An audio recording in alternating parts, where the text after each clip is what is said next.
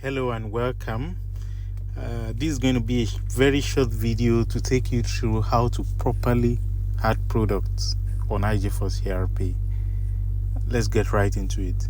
The first thing you need to be able to answer is the question of this product that I want to add, this particular product, does it also come in cartons or packs, right? And what that means is, if a particular product comes in packs or carton, that means there might be about 4 in a carton, right? Maybe 5 pieces in a carton or a pack. If the answer to that question is yes, the first thing that must be done is to actually add that unit, right? Add the pack or the carton side of that product. Tell the system first they are trying to add a product that has a carton or pack or something like that. So let's get right into it. Like I said, the first thing, let me click on the menu on the top left corner. We are going to product. We're going to click on product. Under product is where everything happens that relates to adding of product. So the first thing, like I said, is to go to units. This is units. I'm going to be clicking on units. Why are we coming to unit? Because the product we want to add also comes in cartons, right, or packs. And that's the first thing we need to tell the system, right? I'm going to be using a case study of, let's say the product we want to add is called apple cider, right? And apple cider has a carton that usually comes with 7 pieces in it. And I'm going to click on add, the add button right here. Add. Name. Apple cider carton, right? Short name, you can really put anything here, anything whatsoever. It can be ACC. Right? Any way you want to write it, doesn't matter for the short name. Allow decimal, always click yes. That's because some people want to buy 1.5 carton and stuff like that. If decimal is not allowed, it will not allow for such. 1.5 carton is like 1.5, right? 1.5 carton, and that's why we should always allow decimal. The next, add as multiple of other units. This should be enabled. Tick. Why are we doing this? Because this is exactly where we're going to signify that one apple cider carton has 7 pieces in it, and this is exactly what we're going to do. We'll write the 7 here, and then here we'll select pieces. Doing this, we're able to tell the system that, okay, I'm about to add a product called apple cider, but it also comes in carton. Therefore, I come first to the unit part of the system, which is under product. I signified here the carton part of it first, right? Apple cider carton, and I'm saying that it has 7 pieces. So we're going to go ahead and save it. Save. Good. We have done that successfully, and you can see it in number 2 right here, apple cider carton. So we have added it successfully, which is a good one. Then we can be free to actually go and add our product. To do that, we click on that menu, top left, Under product, you see list product. The second, add product. Click add product.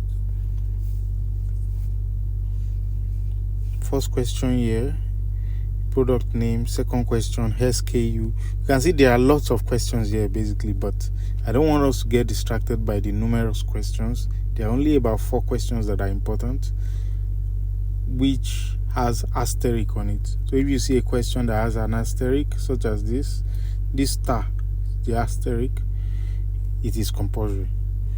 So let's go ahead. Product name, apple cider. SKU, not compulsory. The third, barcode, compulsory, but it has been selected for us. Unit, compulsory. Pieces, it has been selected for us, right? Here is where it becomes interesting. Related subunit. This is where we are going to signify that, oh, we sell this also in cartons. So let me click on it.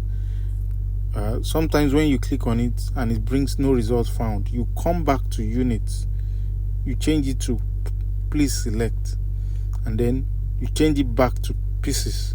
That way it will refresh the related subunit to bring out what we need. So from related subunit, we can see different subunits here, but what stands out is what we added, which is apple cider carton, which is the third item here. We select it, apple cider carton, and then we select pieces.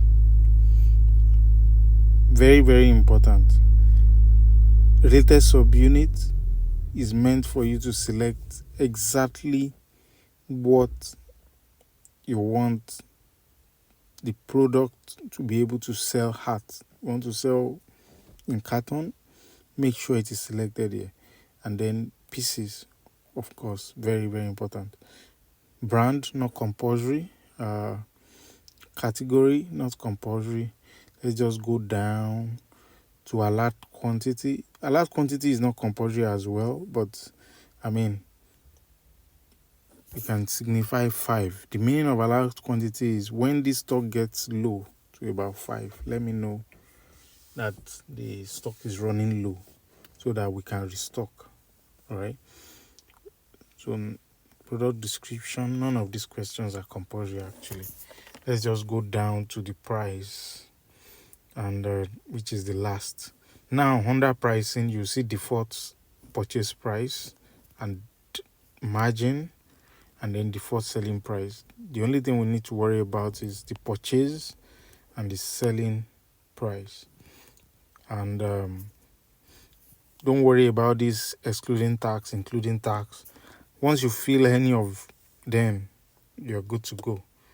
So let's assume that this particular product sells at let's say 59,000 per carton, right? 59,000 per carton. And of course, we are doing wholesale, and what we're trying to do is to make sure that those that are buying in retail, or those that have to purchase less than 1 carton or pieces, can do that. So now, something that stands out here is the price you'll be putting here. You know, I said we are selling at 59,000 per carton, but we don't go ahead in the selling price to put 59,000 here. No. What we are meant to enter here is the price of 1 piece of it. Let's not forget this. This is a very, very important point. What we are entering here is the price of 1 piece of the item. So I'm going to open the calculator to make it easier. Let's do the calculation together. 1 carton. And we already said there are 7 in a carton. That's divided by 7. This is what it's giving us. right? For one piece, we just need to copy this over. We are selling at 59,000, but we simply enter here. This is the price we are selling for one piece of it, right? Now let us enter that. Actually, it's better to enter your purchase price first before going to enter your selling price. That's because the system might reset in certain ways that might make you lose what you've written under the selling price before. So let's just take a reverse and let's assume that this product, we bought it and got it down for 50,000, right? But we are selling for 59,000. So 50,000, 50,000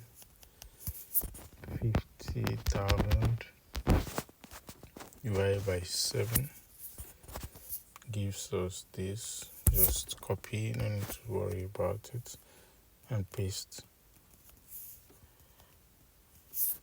That's it for the price we bought it for, 50,000 divided by 7. Now let's get back. We are trying to sell for 59,000. Let's divide it as well by 7. It gives us this. Paste in the selling price, right? We've done that successfully. Let's move to the next. Now you observe that there are lots of buttons here, right? But usually the next button you should click is the one closest to the form field, which is this first button, right? If we are loading this on a PC, it will usually be the button closest to your left hand, right? So we are going to go ahead and click this, and as you can see, what's written on this button: save and add selling price group prices. What this means is we are going to add other pricing groups.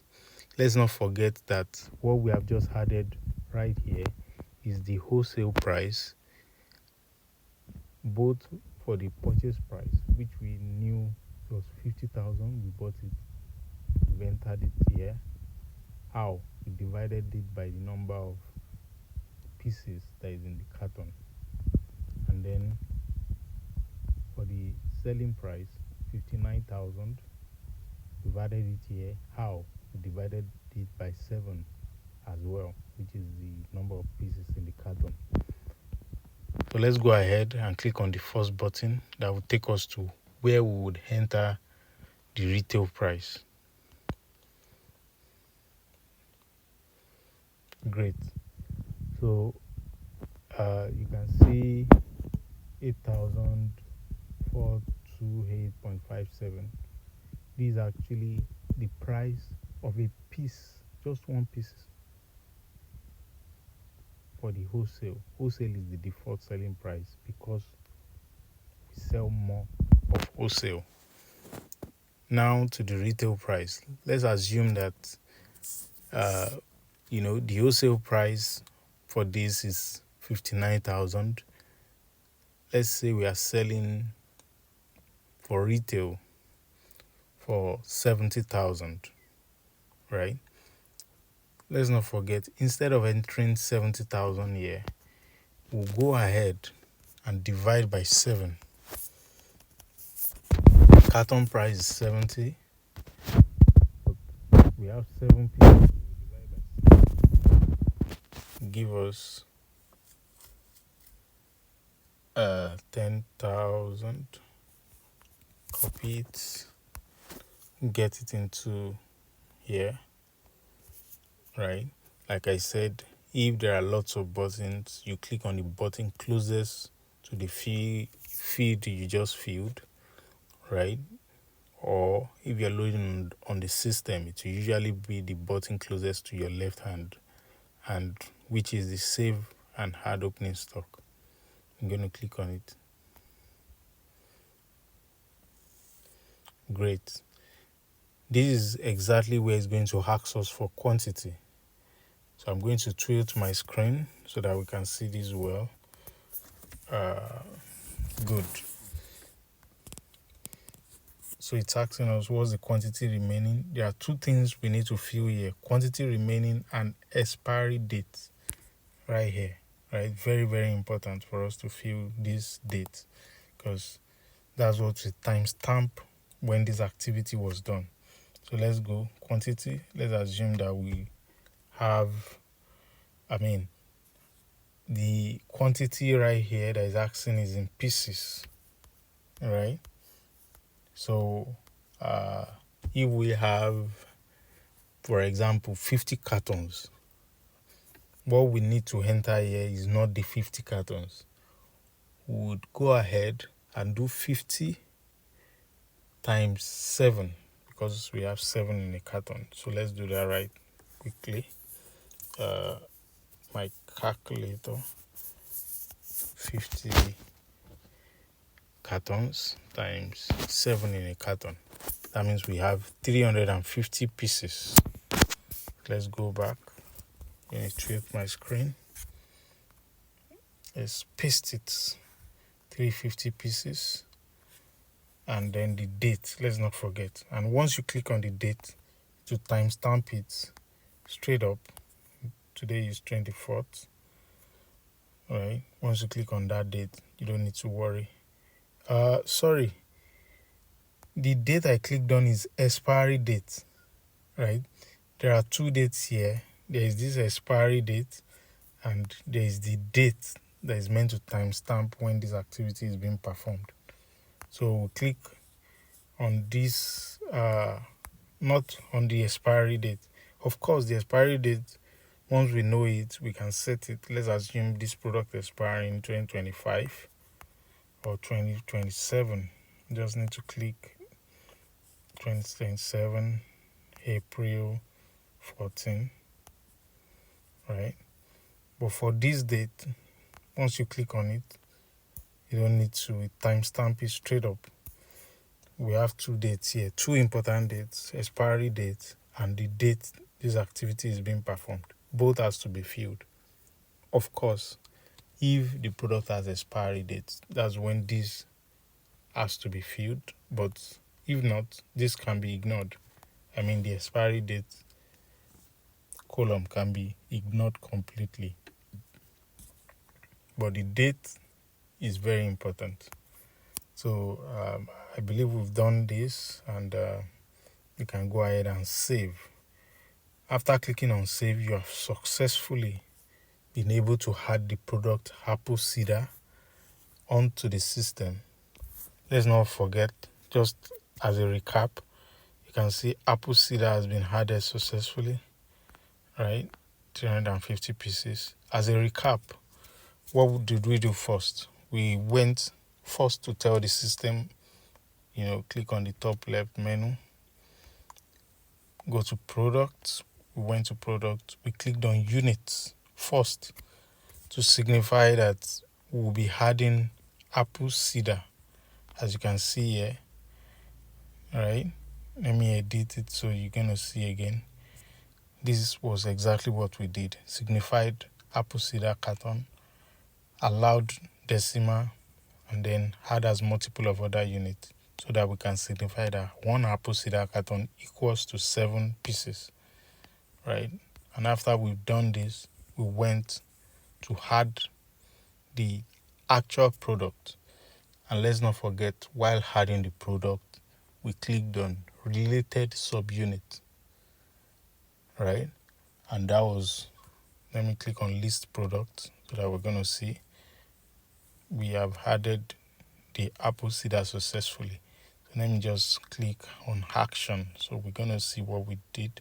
Action, edit. I want to edit the apple cider just for the purpose of showcasing what we have entered. You can see apple cider You can see the